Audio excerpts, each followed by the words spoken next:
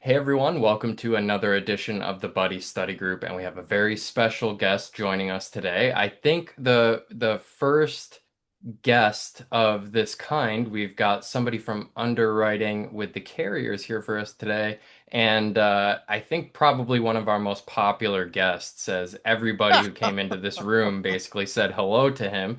But we have Alan Gregoire, who is head underwriter of Nationwide. And you probably know Alan from, if not directly at Nationwide, then some of his past lives. And I invited Alan to come on to talk to us a little bit about just the world of LTC underwriting. Of course, we can always do some Nationwide Q&A and what's new with them as part of this session. But I thought it would be a really great session if we could just link the agent world and the carrier underwriting world together because I don't think that mashup happens too often. So, Alan, I really appreciate you being here today. I know everybody on the call does as well, and just excited to have a chat with you today. But in case somebody doesn't know you on this call or is watching the recording and doesn't know who you are, I don't know how that might be, but could you just explain a little bit of your experience in the long-term care world for the group here? Sure. Thank you for having me. Yeah, I started out back in 1995 at Unum, underwriting long-term care insurance, right? So we had the standalone and then we had a group plan as well. So that's where I got my feet wet with some people I still work with today, which is amazing, right? Um, I actually have a couple people on staff that I worked with when we were back at Unum, Christina Hobbs and Carol Carville. So if anybody knows them, but been around a long time, seeing all of the changes, and they just continue. I mean, think about it. Back in '95, how many LTC carriers were there? Right? Well over 100. There was a lot of carriers out there selling long-term care. What do we have now? Maybe a dozen, right? We don't have a lot. But I think that's changing. I hear that there's going to be some of other carriers getting back into the market. But, things changed, especially with the standalone. Um, no actuary ever got the pricing right for standalone long-term care. Nobody, no carrier, nobody ever got it right. Otherwise, there wouldn't be the rate increases, the premium increases that we've seen, right? And that's been necessary due to the large volume of claims because people do use this insurance, right? It's. I mean, everybody should have it. I have two policies myself. But things have just changed so much from what we did before, how quickly we can get things out. The way we underwrite, like underwriting evidence. We used to be 100% APS. Anybody remember those days? Oh my God. It was 100%. Now we try to avoid them like the plague. We really don't want them, right? It's for speed and efficiency and cost and everything else. Plus, there's other ways to gather information. I think that's the biggest change, right? There's other vendors jumping into the market, LTC world and life world, providing additional tools like the Milliman medical data. Everybody knows what that is, right? That's billing codes, right? So anytime you go to the physician, anything you have done, they want to be reimbursed for it. So they're going to go to your insurance carrier to get reimbursed for whatever service that was, whether they gave you an aspirin or not. So that's the codes we get. Milliman provides all those. I mean, we can get a code sheet with 300 pages. Sometimes they're bigger than an APS. So you have to learn how to, navigate them, right? But a lot of training goes into what's important and what's not. But then you have like some of the cognitive tools out there. There's some new ones out there, right? Some, digital cognitives, and I think other carriers are starting to use them besides us. Like the 2-minute cognitive exam online, right? Um, so I think we're going to continue to see that evolve. So, so does anybody know when the internet, let's just talk a little bit, when the internet was actually released to the public? Anybody know the year? Anybody? I can't see the chat. I guess I should put the chat on so I can see it. I'd guess maybe 94, 95. Ooh, that's really good, Because Renee. I just got out of college and we couldn't use computers to write papers. We had to go to the computer lab. So we didn't have computers. Yeah, yeah, 1993. But it's been around since 1969. Yep. So just not released to the public, which is, a lot of times how things happen. I got to move this over here so I can see. There we go. But, you know, how much did the internet impact the world, impact what we do from a long-term care, from any insurance perspective, right? It had a huge impact, and it took a while, but when it first came out, it was like, yeah, this is no big deal. This is not going to amount to anything. And look at it today, right? We use the internet for everything: stream videos, games, music, everything else, right? And think what happened. I'm going to get to a point here in a minute. Sorry, this is the long way No, this around. is good. I love So, this. so anybody remember why newspapers went out of production? Why did newspapers really go away? Anybody want to Because chime in? everybody had it at their fingertips on the Ah, internet. it's good, but you I know mean, where the cost. newspapers mo you know where newspapers make the most of their money, right? Advertising. Gail, outstanding. Yes, advertising. And then guess what? Right, especially the classified ads, right? So what happened? eBay comes on board, right? Who needs a newspaper when you got eBay, right? And there's other sites too, but internet made it easy to go ahead and sell things and buy things. So, newspapers kind of, when they didn't have that revenue coming in, they kind of went away, right? There's just, go ahead, Gail. I mean, I yeah. was just going to say, when I got my job at Washington National, it was in the Chicago Tribune in the want ad. Swear to God, the product manager. I'll Wow. never forget this little ad. Actually in 1995-ish. Yeah, Um, papers Well, were still around. well, what about travel agents? What happened to travel agents? Yeah. What? Internet changed all that, right? Right? Now you can go online. You can use there's probably 10, 15 websites you can go online to book travel, all kinds of travel. And you get to see it all the way you want to see it. When you go to a travel agent, there's the brochures and all that. On the internet, there's everything, right? I'm going to get to a point here. Mining as well. Things have changed a lot, even drug development. So the next big thing, or the next thing that's going on, is going on today, and you've all heard about it, is artificial intelligence, right? And I think that is going to be much quicker, right? That's going to be a much faster pace where we're going to see changes, right? Mining is one of them. Just giving examples. I got a whole bunch of them if you want to. But mining was a going out and trying to find pockets of whatever they're looking for, right? Whether it's gold, silver, it doesn't make a difference. Was kind of like shooting in the dark sometimes, right? The actual success rate was only like 30, 40%. Well, with AI, it's like 89, 90%. So they're able to find what they want. It's taking less time, less holes, right? Faster, more cost effective. So it's not a surprise to see AI heavily involved in mining. What about in the law enforcement? It's being used, and lawyers, right? An AI can look at a whole encyclopedia of law in a few minutes versus an individual, right? So I think what you're going to see is AI taking a bigger and bigger part in what we do. But it's not all bad because, even though papers went away and people lost their jobs, it created other jobs, right? New technology, new things create new jobs. So with AI, I think the future is how do we use AI for multiple things? Lead generation. Who says AI can't go out and scour or look through all its databases to say who to be a good option or a good prospect, right? It's possible that that could happen. The other thing is state legislation. How does that play into it, right? This is all going to be fun, right?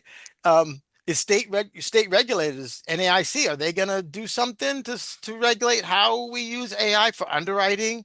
Anything. But we're already starting to see it. We use it a lot. I think everybody knows Chat GPT, right? Or Copilot or any of those, right? They're all AI tools to help you, you know, write nice letters, right? Correspond with people, things that make sense, right? For those that aren't, wordsmithers, AI and Chat GPT is, right? So this is where I think the future is going. And then how do we use it? I think I was talking about earlier about pricing, right? with new product development, right? Let's talk about that for a quick second. It takes a while, right? We're rolling out a new product later this year. It's taken a year to do it, right? And it's not uncommon for any carrier to spend a lot of time. Well, in a not too distant future, who knows? Maybe next year, AI will be able to do all the pricing because the actuaries have to go out to multiple sources to get their pricing right, or try to get it right. So AI should be able to do it much quicker and more accurately. That means less price increases and things like that, and cheaper ways to do it. So I think that's where we're going to see some real opportunities there. Um, Yeah, and and Alan, there are already some tools in the market that are using AI to help agents better field underwrite at the end of yeah, the day, just with the knowledge patchwork. base of underwriting guides that you yourself have had a hand in Mhm. creating.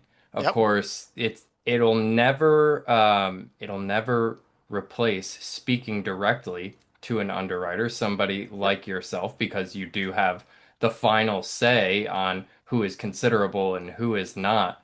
But I think even those tools help create, you know, a more well-prepared agent base, which I think you guys are always looking for. The more information you have up front, the better decision you're able to make at the end of the day. So, yeah, we're definitely seeing that a lot. And it's a consistent answer, right? The answer is going to be the same all the time. It's based on what's fed into the database. And I think you're talking about patchwork, right? To do AI There's a artificial. couple of tools. Yeah, Okay. yeah. Pathworks is one of the tools that's out there. There are a number of others on the market. We have an AI advisor ourselves that has some Excellent. underwriting guides built in just to give quick ideas, quick answers. But I think what's most important to know is that you guys are the ones that are actually able to read between the lines for Yes, think borderline outside the cases. box. Yes. Yeah. Yes, and I think you are, one of the most important people in that because Yeah. you are professional and responsible, but you're also fair and pragmatic when it comes to your underwriting decisions. So I just want to know, like, what goes on in your mind when somebody um, presents you with a case that may be borderline? You know, what kind of goes into your decision making, and what's your order of operations to figure out, hey, can I give this one the benefit of the doubt, or I think I should actually hold this one up at the gate? Yeah, that's a great question. I do think it's based on experience, right? One of the reasons I've hired 12 underwriters since I started here a year and a half ago. I hired everybody I hired had LTC experience, some a lot of it, right? So, it's that experience factor. You start to look at things a little differently. You go, well, that's not as big a concern. I can be a little more flexible here, right? And then, think outside the box. And then you always got, Gene Cutler. Bring you up, Gene. You know, if we had AI Oh, back in the MetLife days and this was it, boy, we'd be in trouble, right? Because look at all the discussions we had, right, about cases. And I'll tell you, it was Gene was fantastic because Gene, if you told him you needed a lab result, you had it the next day. I don't know if Gene just kept them in his pocket or what, but he could get information very quickly. So his communication with the underwriters is what made the difference because I underwrote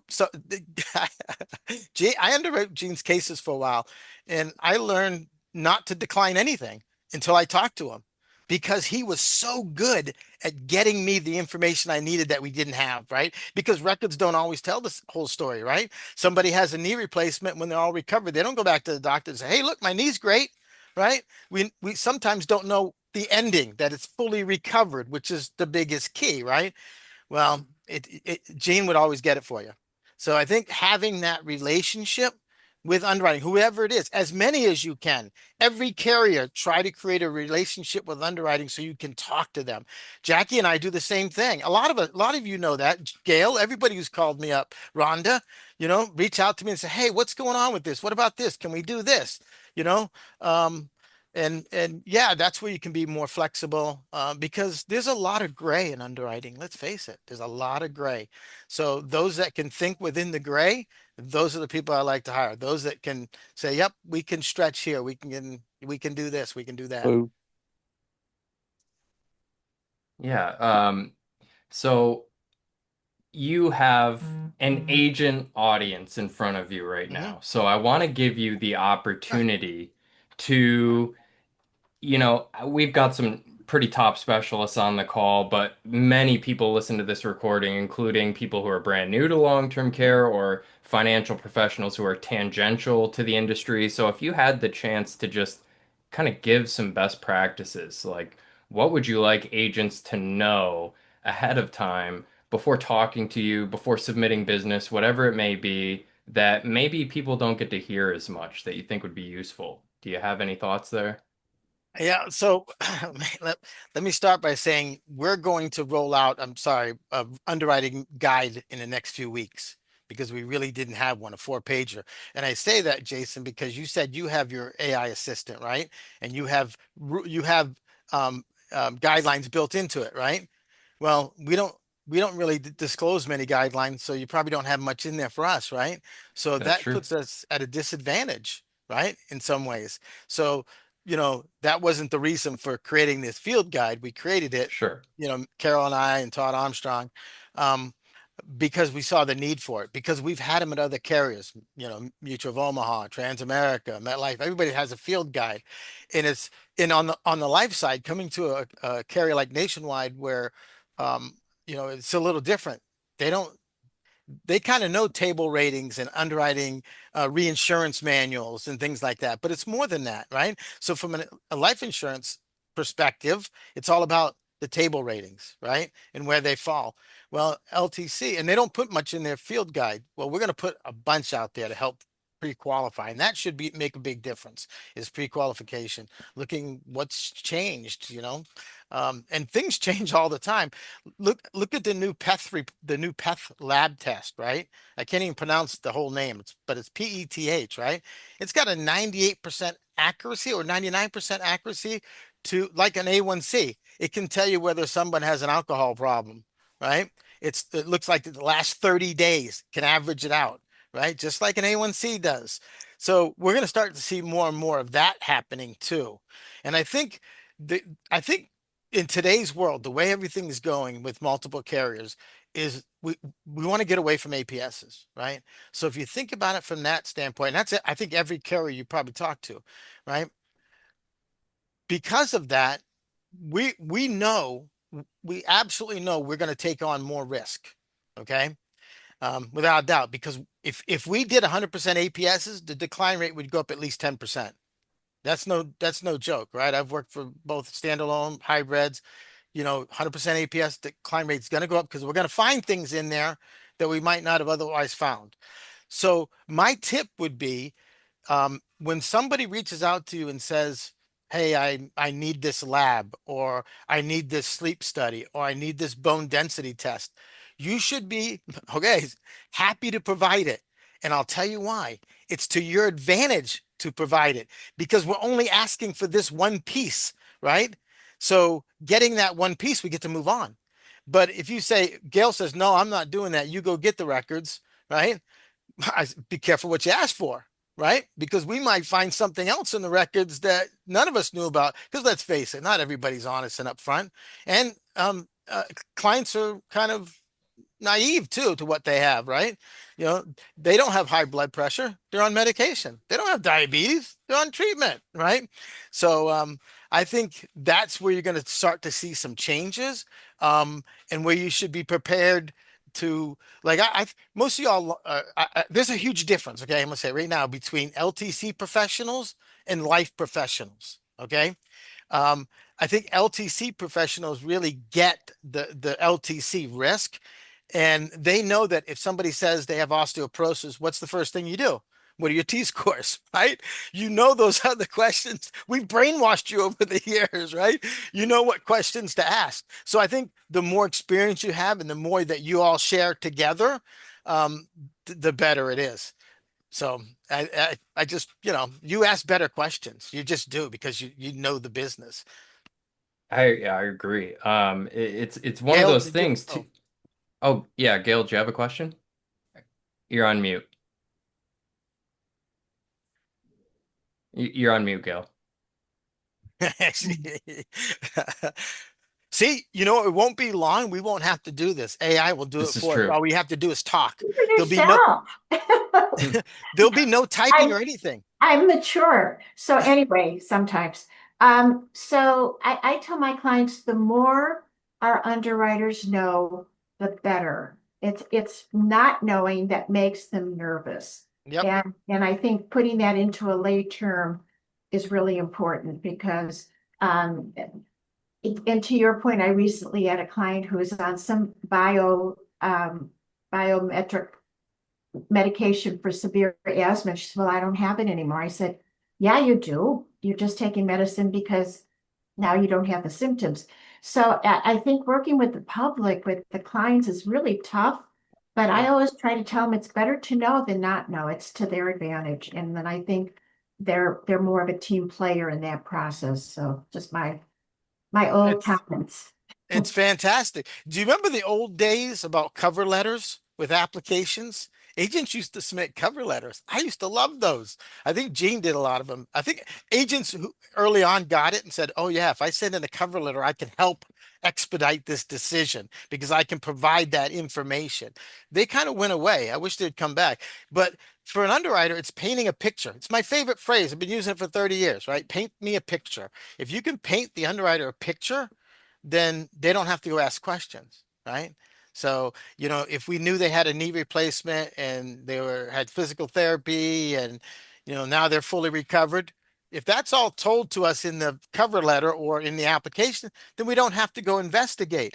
We go investigate when something isn't disclosed, right? Not what's Right. disclosed, it's what hasn't been disclosed because that's where we think we need to get some answers.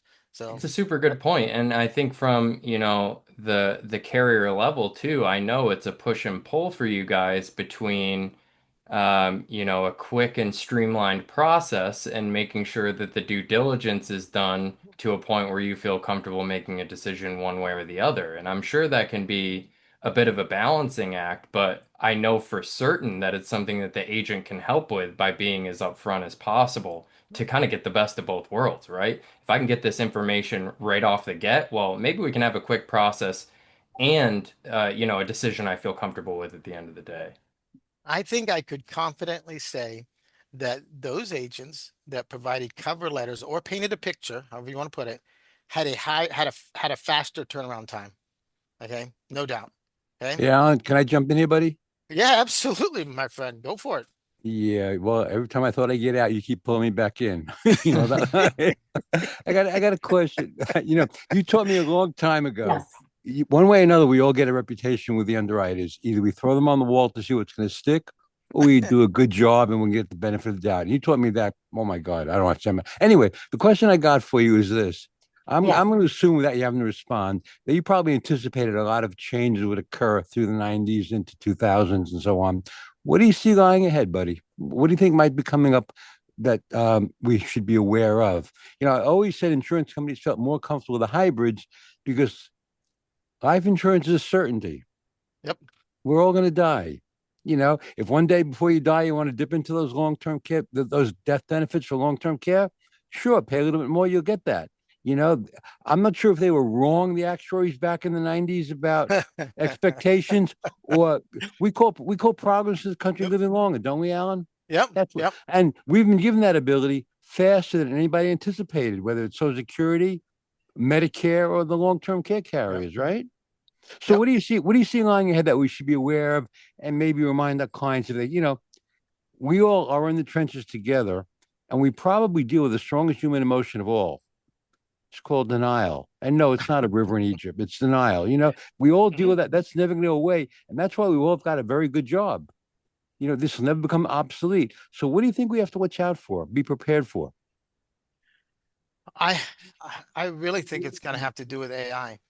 I really do. I think AI is going to dictate a lot of what we do, especially product development, because you mentioned that earlier, right? About, what are we going to do? What are things going to look like? I think you're going to see a lot more products coming out to meet the needs of your consumers. And I think like carriers want to, they don't want to decline an application. They want to find a way to fit it in somewhere. And I think that's why you see some new products like annuities with LTC, right? Because Yeah. those if you're not, in a wheelchair, there's like, I mean, there's only 5 questions to answer, kind of like a cancer, heart attack, and stroke policy, or something like that, right? Those niche products. You're going to see a lot more of that, I think, and I think you'll see better pricing with it too, which is helpful. So, and I said earlier, all the actuaries got it wrong. um, yeah, there was some factors that affected that, like claims, right? Not no, there was no lapse rate because they priced it based on life lapse rates. Um, and then when prices went up, people didn't get rid of their coverage. They kept it. They might have changed it, right? They might have reduced coverage, maybe got rid of the lifetime benefits, whoever. But most people kept it. They didn't plan on that, right? Actuaries never Yeah. planned for that. So Yeah. that's where we kind of got, you know, where we messed up, I think. So, Mm. Yeah.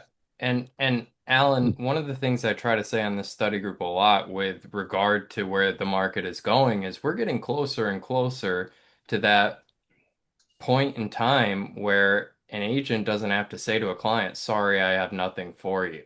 I mhm. mean, we're not in a perfect world yet where absolutely anybody can get coverage at any time for any sort of price point or premium payment mode, but we're getting very close. I mean, we're seeing a lot of Mhm. um, you talked about annuity products. There's guaranteed issue annuity products out there. There's Yep. short-term care as a gap Short-term filler care, or as yes. an Yep. underwriting next step. So you're right that we're already kind of in the middle of it, but alternative products are really helping to meet that demand that's there. And I think it's a great point that you make. Now, Gene, I don't know if you had anything else to your question, but um, I did have another question for you, Alan. I know you're not just sitting there answering emails all day with yes or no answers, and you're not just approving or denying applications all day. You also have to kind of pay attention to medical science Mhm. and really keep an open mind and make adjustments to your underwriting stance in real time. There's not a period of time where you can kind of like close your doors. Hey, we got to figure out a few things about the health landscape and then we'll reopen our doors. This is Yep. something that's an everyday exercise for you all. And I'm interested in what is the process of that? How do you guys stay on top of some of that information and how do you use it to actually make an adjustment or two? Wow. That's a really good question. It really comes from multiple sources. Sometimes it comes right from you, from the agent, right? Say, hey, I got this in a pre-screen. We go, what? We've never seen that before. We look it up, and then we may not have a guideline because we can't have a guideline for everything. There's too many medical conditions out there. It happens all the time. We get a condition, we don't have a guideline. So now we look at what's the real risk for this. And we have to look at it from a mortality standpoint first, because you got to be table D or better for a hybrid to apply, right? And then we look at the long-term care aspect of it, right? We have that Care Matters Together product, right? We're not going to be the only ones to have that. Let's be honest, right? We're not dumb, right? We have a great product. People are going to try to copy it. That's the nature of the world we live in, and I fully expect that, I wouldn't surprise me. So it's like, what do we come next? But besides that, it really comes from the underwriters too. We have group chats. That's the other thing that's changed a lot, right? When we from sitting in an office, I think they chat more now remotely. And they'll bring up something on a chat, and it'll be some new condition or whatever, new med, new anything. And they'll hash it out and they'll go, well, what do you think? And then we'll start to go investigate. That's why I brought Carol Carville out of retirement to help with some of that, because look at wasn't that long ago when they started using MRIs to diagnose prostate cancer, right? But that was new, right? So there's always new things going on, and just trying to stay on top of it. You do the best you can. There's no recipe for it. It comes from multiple sources. We get a lot from the life side too, because we have my boss, Sherry, has over 200, 240, I think, people in her downstream, right? In her Mhm. group, right? We have a lot of underwriters, especially on the life side. We have like 4 life underwriting teams.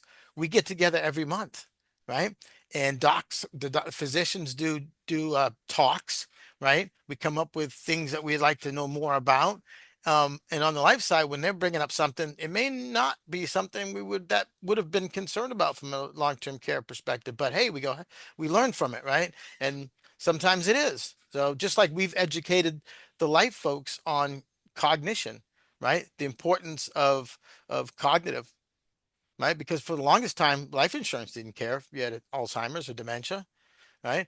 And look at the new meds that are being developed for Alzheimer's, which will grow exponentially with AI. There are lab tests right now that are out there to test for the amyloid in your blood, right? Um, it's just not FDA approved. So when it is, how does that change underwriting, right? There's a lab test. Maybe we don't need cognitive exams anymore. Maybe Gene says, "Hey, I'm going to go get this test up front and submit it." Right? We get the test, it's Mhm. negative. Then why do we need to do a cognitive exam, right? I just think there's a lot of neat things that are going to be happening down the road here. But to answer your question, it comes from multiple sources, you Yeah, know? yeah, I love that. And one of the reasons I wanted to have you on and have you talk to everybody is, sometimes underwriters can get a bad rap, right? Like there's reputation of I mean, never for you, right? But there's you There know, is. there's this, conception that you guys are anti-salespeople and you're the gatekeepers of the insurance company's loss ratios, which to a degree you are, but Yep. I think it's important for people to know that underwriters aren't just out there looking to decline your cases. That's not the MO that's going on here. They want to be a partner of the salespeople. So the more we can build this kind of bridge, Yep. the more you can, have a feeling like you're helped by the underwriters rather than an opponent you have to get through to get the Yeah. business written. And that's why you've got to develop relationships, right? Then that'll all go away. You have relationships, it changes everything, without a doubt. And that's why you get a lot of continuity when you're sending emails to the carriers, right? You're hearing back from the same few people. So, start that dialogue, thank them for what they do. A lot of the times, they're helping you 10 times more than they're hurting you. I can tell you that underwriters hate declines, right? It's a lot of work. It actually, you can process an approval in about a minute and a half. A decline takes about 20 minutes. Underwriters don't like them. I'm gonna tell you right now, they hate them. They don't want to, just like you said. But they follow the guidelines. And again, they're guidelines, right? They're not the Bible, right? When I came on board, I'm just sorry, I'm not trying to, we've had a life policy IUL with a rider for a long time, 15 years, right? So that manual that was built for that rider was built 15 years ago and never updated. You can imagine how much of it was outdated, right? So when I came on board, myself, Todd Armstrong, Carol Garville, we looked at that manual and rewrote it. We rewrote the entire thing. I think we either liberalized or made it easier to do business on probably 500 medical impairments, Hmm. 510, somewhere around in there, right? We reducing because they had wait times on there that made absolutely no sense, right? So now we've gotten rid of most wait times. I mean, they're very minimal now because everybody here that knows me knows my saying, right? Are they been released from care? Are they fully recovered? Any residuals at limits? I don't know how many times I've said that, right? And everybody who knows that, then they can write that up that way. They can provide that information to show that. I can tell you that on our rider, our decline rate has gone down, right? Our placement's gone up with the changes in the rules. And it's not because I'm trying to say how great I am, because I'm not. I have a team of great people. It's not me. I have a team, right? I couldn't do this on my own. But with this, they're seeing much better rates. They're approving many more cases. So the underwriters are happy because we've untied their hands, right? We've made it easy for them to make decisions. I'm going to tell you something else here that's the old manual. I would say, I'm going to guess here. Okay. I didn't count. Okay. But I would say at least a third of that manual was RMD, refer to medical director, right? So if you're sending cases to a medical director, that's they're that's the people that that's a little different. Okay, I'm not going to get into that, right? Let's not do that. But they weren't able to make decisions. We removed all of those. We put enough information in the manual that they can make decisions. So it's less of a handoff, it's a quicker decision, and that sort of thing. So, and I just think there's going to be more and more of that sort of thing. So I Yeah. hope I Hey, answered Jay, the question. I sorry I got off on a tangent.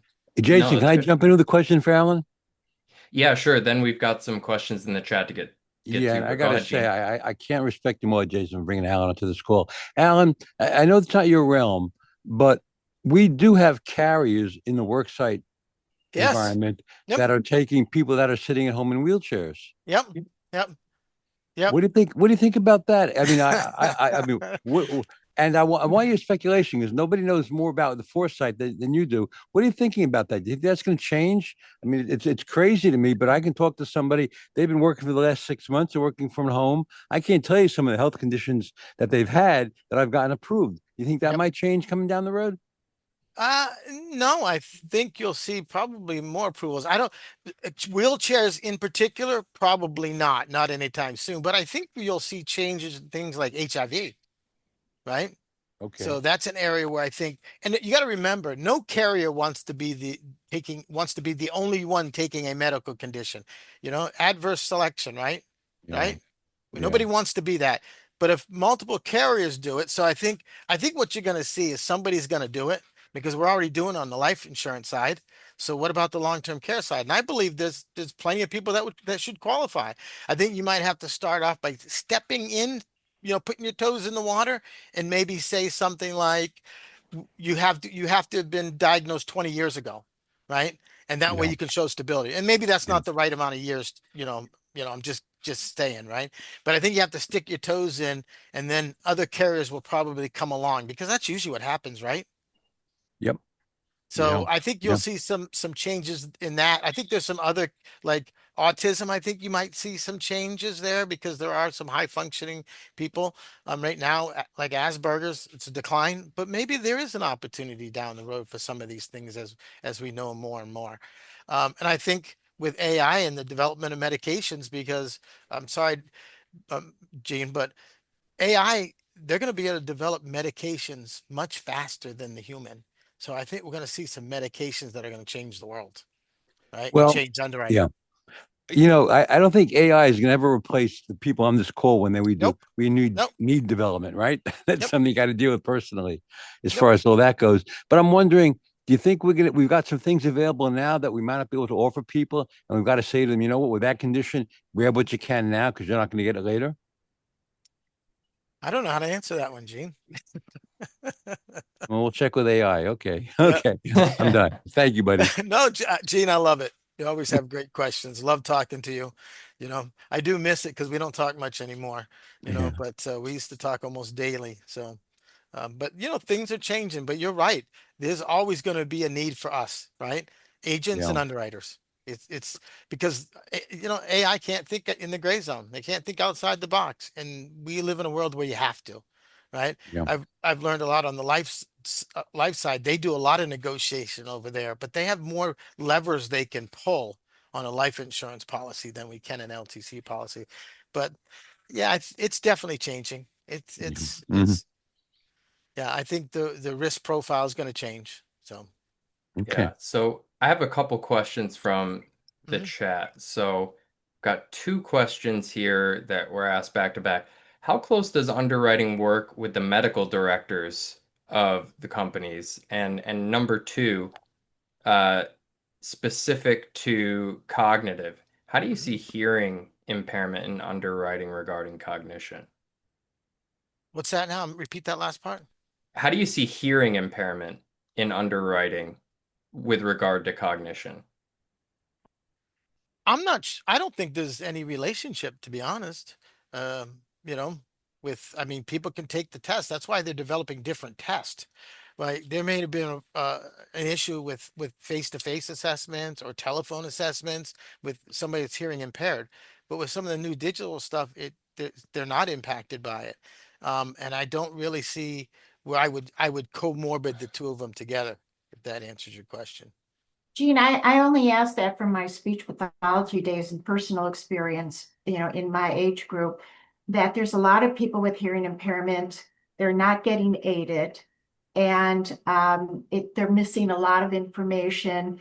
And there's Mm, tons of articles now in my area talking about the relationship between hearing impairment and decline in cognitive skills. yep. So I just said, I'm That's a worried great about the day point. you add That's that a you have great it as a point, though. question. Have you been tested for your hearing? Are Yep. you wearing a hearing aid? Because that's a good thing. Yep. It is a good Yeah. thing. Yep, Yeah. it's a very good thing. No, that's a great point. And maybe down the road that might play into it as we, you know, who knows? Right now it doesn't, but that's a great point. And I think that's where you'll see the hearing impaired. They're developing new tools for them, right? To be more social, to see, because it's about seeing then not hearing. So maybe there's a video display in their house where they can read everything that's going on or see what's going on, lights go on. There's a lot of things that are going on to help the hearing Exactly. impaired and Yeah. those with vision problems. So Mhm. yeah, the world is changing. It's pretty great. I think it's exciting. Yeah, there are going changes to in macular degeneration, Yep. which is a big deal, where with actually over-the-counter supplements, Yep. people are their progression in the macular degeneration stops. It's Yep. great. Yeah, Yeah, it's not as serious a condition as it once that's was right. That's right. because of developments in medication and technology and everything else. And as that continues and as it grows, I say exponentially, I think that opens up the opportunity to take on more risk or at least Yeah, understand your risk better, right? Because you don't really want to take on more risk. You just want to understand it better. right. Yeah, I think that's a great way of putting it. Um, so we have another question here from Renee. This one is a bit more specific to nationwide. Any chance for a substandard rate to Care Matters 2 so that clients can stay in house rather than having to go find another home? Are you guys ever thinking at all about like a next step for somebody who may not be a good risk for Care Matters, but you may be able to find something else for them? I know, like One America, their practice works pretty well with generally going downhill. If you're not an asset care client, you could be an annuity care. They follow Right. kind of right Right. up with Yes, something like absolutely. that. Yep. And that's what we want to do. It's at some point here when we roll this out in the fourth quarter. Um, just like when you pre-screen, we want to be able to tell you up front what you qualify for. Care Matters 2, Care Matters Together, or the annuity, right? And like the decline rate on the annuities is like 4 or 5%. So there's a good chance you're going to get coverage, right? But we're going to tell you that up front in pre-screen so that you can then go quote and know what we're willing to take on. I don't think we're going to add a substandard class to Care Matters 2. That's why the Care Matters Together was developed. I think Care Matters 3 may have some other things in it which we can't get into. So that was my other question, Alan.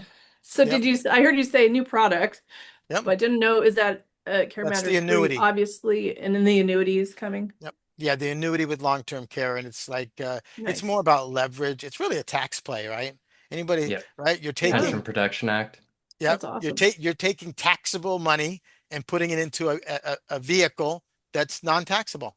So it's really a tax play, and there's leverage, right? 2, 3 times leverage. So it's a really good deal, and you can take on some of that substandard risk, right? So, yeah. Love to Perfect. see more in that Good to know. space from carriers. Yeah, that's great. Yep. And then same thing Um, with the underwriting process. I think what you'll see, and I think you mentioned that at One America, they start here and they say, well, we can't do this, but we can do this, right? Here's this annuity. It's just, I think you're going to see every carrier be like that. They don't want to let that customer go. Once we got that app in the door, we don't want to let it go, right? Let's find something, right? And I think that's the mentality that you have to have, and I think some carriers have it. Yeah, love that. Um, so we have a question in the chat from Meredith. Let's see. We had a client who did tissue manipulation instead of a masseuse Ooh. because they wanted to use their insurance Hmm. coverage, and pre-screening with that actually resulted. I don't know if this was with Nationwide or not, Well, Meredith, but Um, I hope not. they were told to have a 6 month wait to get a quote. What are It your thoughts on? was, yeah, kind of in general. So Yep. went through our jetter who quotes a handful of Yep. carriers, Yep. including Nationwide, Yep. and they told me we have to wait 6 months. Yeah, I have a whole different philosophy on this, right? So on both physical therapy, injections, all of this, right? Because I go back to, are they fully recovered? Um, a lot of people today, this is another thing that's changed, right? Look at all the people that want to get ready for tennis season, right? They go get physical therapy. They're just trying to get healthier before the start of the season so they don't get injured, right? That's favorable to me, right? I think that's great. So I don't care if somebody's in physical therapy if it's for something like that. If they're getting ready for golf season or maybe pickleball season or anything else. Yeah. People runners do it all the time, right? They have some physical therapy, some manipulation, maybe some dry needling or acupuncture is what it's called. Um, but there are other things out. There's new things coming out all the time. So I don't think those things, if you're doing it to stay healthy, that it's not because of a disease process, then what difference does it make? Right? I think it's a bone. I think it's a positive, a real positive. So that's one of those things that if people shouldn't be hiding, they should be telling us, I'm doing this to get ready for golf season. Right? Mhm. I think that's very favorable. Same with like, I'm sorry, I'm going to dive into injections since I opened my big mouth. Do it, do it. No, this Um, is great info. the only injection I really care about is corticosteroids, right? Cortisone, those sort of things. You know, there's all kinds of new injections, like the PRP injections, right? That's plasma rich protein. They take blood Mhm. out of your system. They take blood from somewhere, they treat it, and then they put it back into your body, right? Used a lot Mhm. in joints like knees and things like that because there's no blood in your knee, right? So the knee really can't heal itself. So by putting blood in there, blood can help heal. So I think they're coming out with new technologies, new ways to look at things, and we just have to stay on top of that. But like I don't care about some of those injections. I really don't. It's like it's not a big deal. You if you're getting PRP injections, you don't have a serious disease. Okay. You don't have severe arthritis because they wouldn't give you PRP injections if that was the case. Okay. So any of those lubricating injections, things like that, I don't think they're a big deal because it's how severe is that underlying medical condition. And since we can take most carriers, I'm not just taking us, table D risk to start with. And I can't imagine somebody that just has osteoarthritis, we're just talking about that, and they're having PRP injections or something that it's that severe that we can't take them.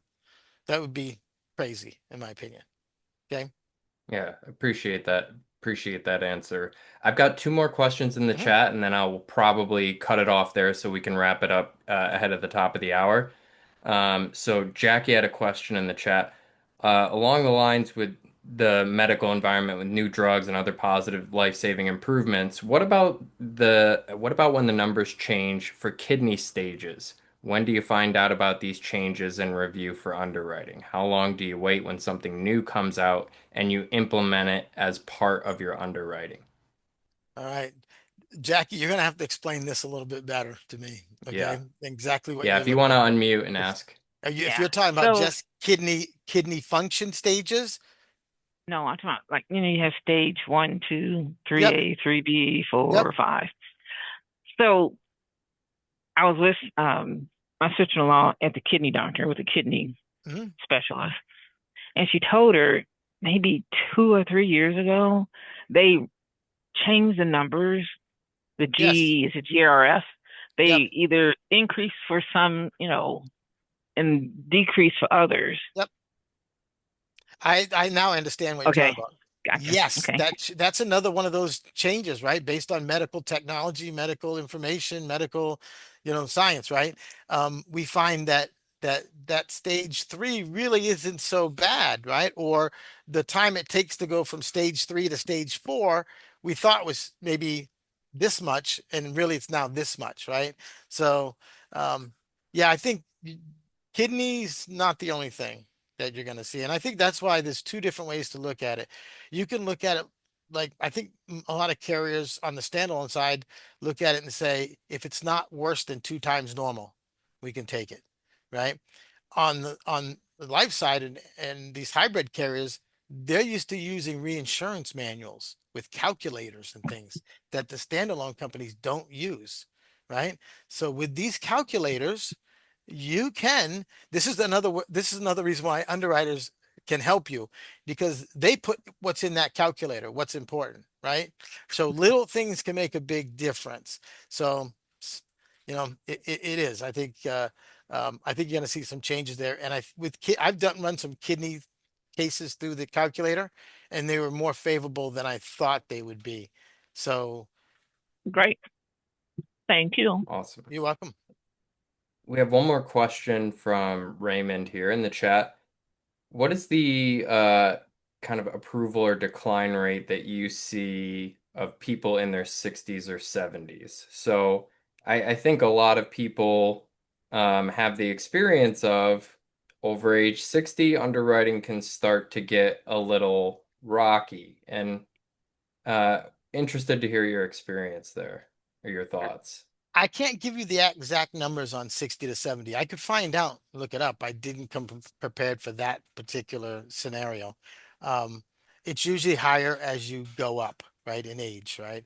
And the thing with most carriers is that you have to have been seen by a doctor in so many, in the last year or 2 years, depending on age. We have something in there that if you're 60, starting at age 60, you have to have been seen by a doctor in the last 5 years, right?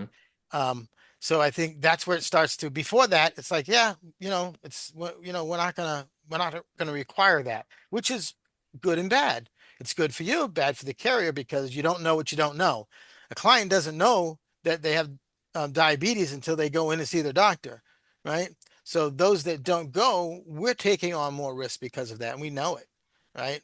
So when you get to that 60, you start requiring records or more information, I should say, then that's where you see the higher decline rates and stuff.